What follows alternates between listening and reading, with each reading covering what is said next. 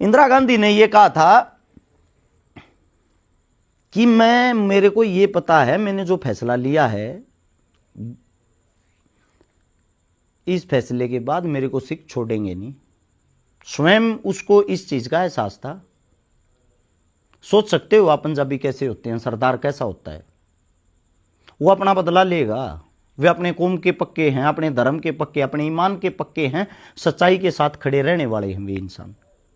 जब operation blue star किया 1980 से 1995 के बीच में, जो 15 साल हैं, ऑपरेशन ब्लू स्टार जिस वक्त किया गया, उस टाइम पे कुछ भाई ऐसे हैं जो अब और आज आवाज उठा रहे हैं कि 30,000 उस टाइम पे हिंदू भी मारे गए थे। पहली बात तो उनकी संख्या 30,000 थी नहीं, बहुत कम थी। अब मैं संख्या के आंकड़े में तो क्या बता सकता हूं, जब सरकारी छुपा लेती है। आप और हम तो कौन है। हां, लेकिन 1200 से 1500 आदमी मारे गए थे, हिंदू भी। हिंदू जो मारे गए, उनके मंदिरों पे अटैक किसने किया था, एक बार ये भी तो डिटेल में जाके देखो।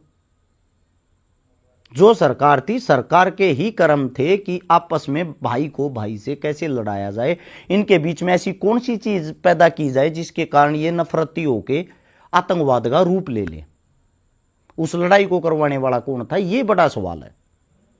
दूसरी बात, जिस टाइम पे गुरुद्वारे को तोड़ा गया, गुरुद्वारे के अंदर फायरिंग हुई, गुरुद्वारे के अंदर टैंक बांट दिए गए, गोले चले, वो चीज एक ऐसी चीज थी जो जीवन भर भुलाई नहीं भुलाई जा सकती।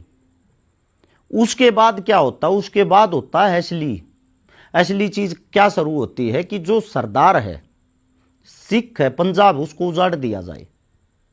अब पंजाब को जो उजाड़ा जा रहा है, उसमें जिसके घर में भी जवान बेटा था, 15 साल से लेके 35 साल के बीच का, या बेटी थी, उन सबको मारा गया। किसी को एनकाउंटर करके, किसी को उठा के, किसी को आतंकवादी घोषित करके, किसी को किसी बहाने से, किसी को किसी बहाने से। जितने भी उस टाइम पे पुलिस प्रशासन मारती थी, उनको मारने का इनाम मिलता था। अब ऐसी ऐसी घटनाएं रूह कांप जाती है, जिससे हम आलू छीलते हैं। एक परिवार की सच्ची घटना जो मैं सुन रहा था, उनके 9 परिवार के आदमियों को एक पेड़ पे लटका के आलू छीलने वाले उससे पूरे शरीर को छील दिया, और पूरे शरीर को छील के मिट्टिया तेल गरम करके उसके अंदर तारकोल मिला के गरम करके पूरी बॉडी पे लगा दिया। सोचो, 9 एक परिवार के सदस्य, दादा भी वहीं नग्न अवस्था में लटका हुआ, पोता भी, पोती भी, बेटा भी, बेटी भी। एक हमारी माता